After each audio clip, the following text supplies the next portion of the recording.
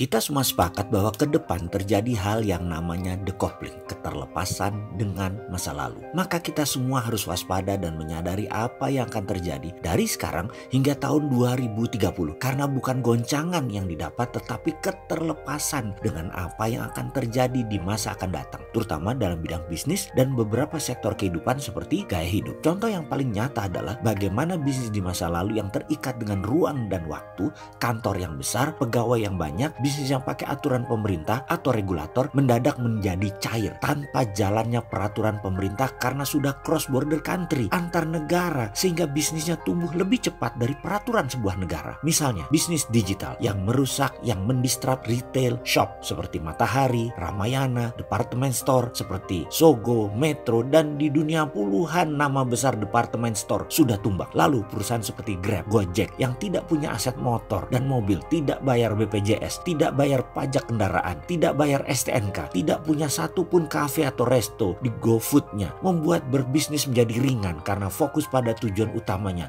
yaitu mendistribusikan barang atau mendistribusikan orang. Ada satu hal yang saya sendiri mungkin shock adalah pemikiran dari seorang anak muda berusia 22 tahun yang bermitra dengan saya yang mengusulkan untuk membuat Ruang Belajar, sebuah digital platform tingkat universitas, di mana dia mengatakan, "Pak, saya yakin Pak, Menteri Pendidikan, Pak Nadiem ke depan akan mendistrap dunia pendidikan karena saya sudah pelajari apa dan bagaimana otaknya seorang Nadiem Makarim. Dia pasti tahu sekali bahwa dalam pendidikan faktor biaya terbesar adalah ruang kelas dan guru. Di mana dalam pendidikan poinnya adalah seseorang harus memiliki ilmu, memiliki informasi dan memiliki keterampilan berkarya. Dan untuk memiliki ilmu, mendapatkan informasi dan keterampilan berkarya tidak perlu ruang kelas yang besar dan guru yang banyak. Apa yang akan terjadi kalau semua itu digiring ke arah digital, di mana ruang kelasnya bisa dipakai di mana saja, dipakai bergiliran dan gurunya jadi digital. Itu sekolah dan kampus tinggal separuh